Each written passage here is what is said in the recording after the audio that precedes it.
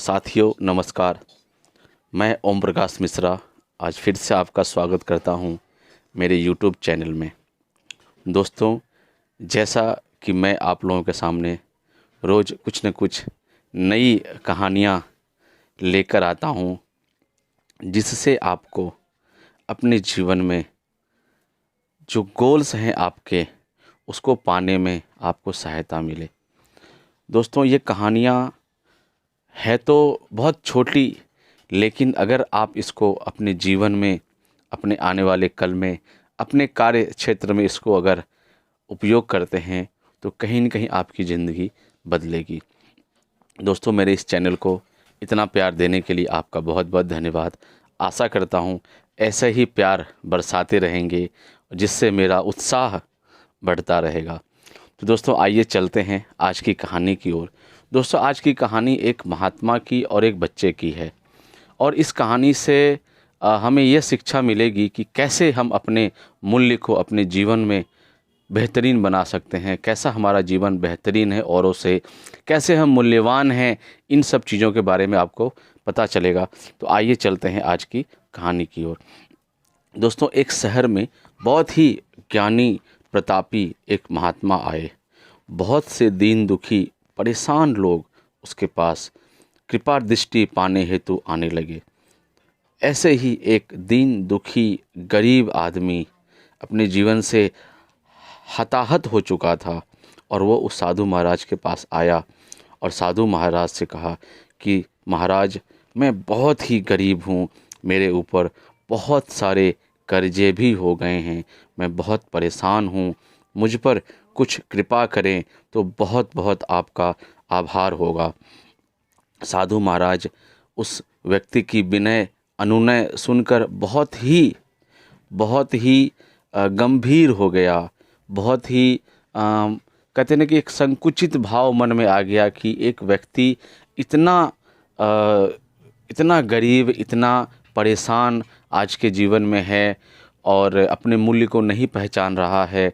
तो उस महाराज जी ने अपने झोली से एक गहरा नीले रंग का पत्थर निकाल करके उसको दे दिया और कहा कि यह पत्थर बहुत बहुत कीमती है, जाओ इसकी जितनी कीमत लगवा सको लगवा लो, और ये पत्थर तुम्हारा होगा, उसका जो मूल्य होगा वो भी तुम्हारा ही होगा, और इससे तुम्हारी सारी समस्याएं मिट जाएंगी। वो आदमी साधु महाराज जी को प्रणाम करके और वहाँ से वो पत्थर लेके चला गया, और उसको बाज़ार में गया, उसको बेचने के इरादे से उसका भाव पता करने लगा। तो वो सबसे पहले उसको मिला बाज़ार में फल वाले के पास गया और उस पत्थर को दिखाया। फल विक्रेता ने कहा, मुझे लगता है ये नीला शीशा है, महात्मा ने तुम्हें ऐसे ही दे दिया। हाँ, यह सुंदर और चमकदार दिखता है, तुम मुझे दे दो, मैं तुमको इसके 1000 रुपये दे दूँगा। वो आदमी निराश होकर अपने एक अन्य जान पहचान वाले के पास गया, क्योंकि 1000 रुपये में उसका कुछ होना नहीं था। तो वो निराश होकर अपने एक बर्तन के व्यापारी के पास में, जो उसका मित्र था, उसके पास गया। उसने उस व्यापारी को भी वो पत्थर दिखाया और उसे बेचने के लिए, मतलब बेचने की इच्छा के लिए ही से ही गया था। तो उस व्यापारी से अपेक्षा किया कि वो उसे खरीदे अधिक दामों में। तो बर्तन के व्यापारी ने कहा कि ये रत्न कोई विशेष रत्न है जो महाराज जी ने तुम्हें दिया है, तो मैं तुमको इसके 10,000 रुपये दे सकता हूँ। वह आदमी सोचने लगा कि इसकी कीमत और भी अधिक होगी। फल वाले ने 1000 रुपया कहा, बर्तन वाले ने 10,000 रुपये कहा, मतलब इसका मूल्य कुछ और ज़्यादा है। तो वो उस आदमी को पत्थर ना देकर वो आगे बढ़ गया, और वो पत्थर लेकर के वो अपने एक और जान पहचान वाले सुनार के पास चला गया, जो जौहरी होता है। और उसके दिमाग में आया कि अगर ये पत्थर की चीज़ है तो सुनार या जौहरी इसका कोई अच्छा कीमत दे सकता है। तो सुनार उस पत्थर को देखते ही कहा कि अरे, ये पत्थर तुम्हें कहाँ से मिल गया? ये पत्थर तो बहुत कीमती है, बेशकीमती है, इसका तो कोई मूल्य ही नहीं होना चाहिए। महाराज जी ने तुम्हें दिया है, मैं तुमको इसके 1,00,000 रुपए दे सकता हूँ। जैसे ही वो आदमी 1,00,000 रुपए का सुना, वो अचंभित हो गया कि इस पत्थर का इतना मूल्य है, एक छोटे से पत्थर का जो महाराज जी के पास में था।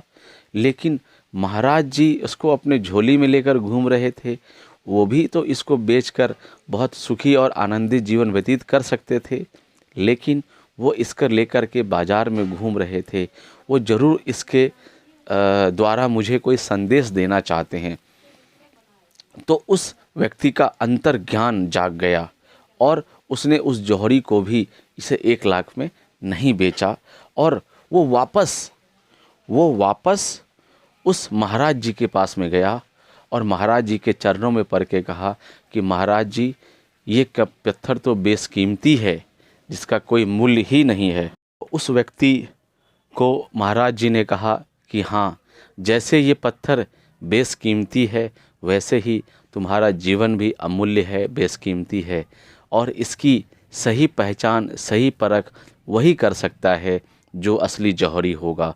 इसलिए अपने आप को कभी भी दीनहीन मत समझो, अपने आप को कभी औरों से कमज़ोर मत समझो। तुम वो सब कर सकते हो जो इस संसार में कोई भी नहीं कर सकता है।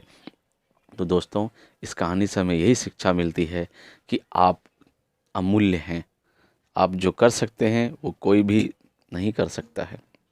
अपने आप को कभी भी दूसरों से कमज़ोर ना समझे, ना ही कभी दूसरों पे आश्रित रहें। कहते हैं कि कर्महीन सकल पदारथ एहि जग माही, कर्महीन नर पावत नाही। तो अगर आप कर्महीन हैं तो आपको कुछ भी नहीं मिलेगा। अगर आप कर्मवान हैं, कर्तव्यवान हैं, कर्मवीर हैं, तो इस संसार की सारी वस्तुएं आपको उपलब्ध है। तो भगवान का बहुत बहुत आभार प्रकट करिए, ईश्वर को 100 लाख बार धन्यवाद दीजिए कि आपको मनुष्य जीवन मिला है और आप बहुमूल्य हैं।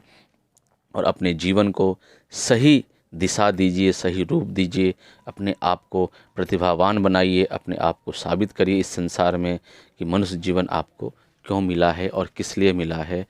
इसी के साथ मैं इस कहानी को विराम देता हूँ और मैं ओम प्रकाश मिश्रा फिर से आप लोगों का तहे दिल से धन्यवाद देता हूँ।